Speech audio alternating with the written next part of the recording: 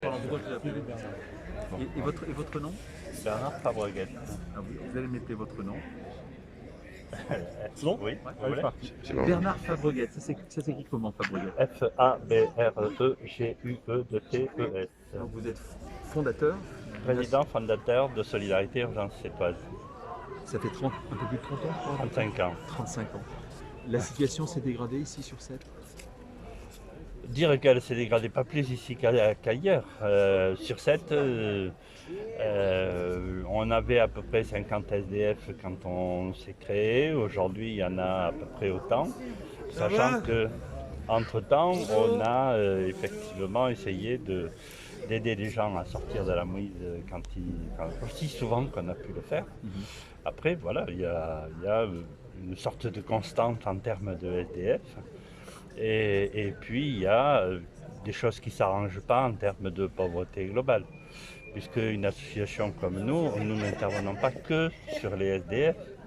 On intervient aussi peut-être pour éviter que les gens le deviennent. Et Sac à dos aujourd'hui, c'est aussi ça. Alors Sac à dos, on est partenaire avec eux depuis pratiquement le début de leur existence.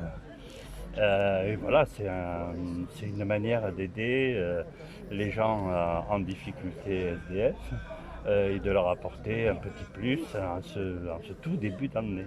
Et une dernière question, c'est vrai qu'on a tendance à voir des gens de plus en plus jeunes atteints par la pauvreté.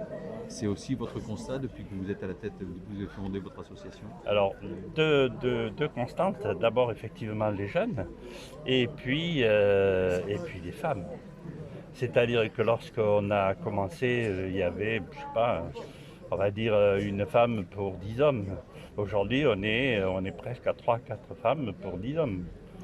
Donc ça, oui, c'est un vrai souci et ça implique effectivement que les dispositifs qu'on met en œuvre prennent beaucoup mieux en compte ce genre de situation. Donc vous interpellez les pouvoirs publics sur ces questions? Ah, tout à fait. J'allais dire au quotidien, et puis on essaie ici de développer un peu tous les dispositifs. Solidarité Urgence Cétoise, c'est 14 dispositifs différents selon les situations, enfin pour adapter la réponse aux situations des gens. Et donc voilà, c'est vrai que les pouvoirs publics là-dessus sont interpellés très très régulièrement. Merci beaucoup. Merci.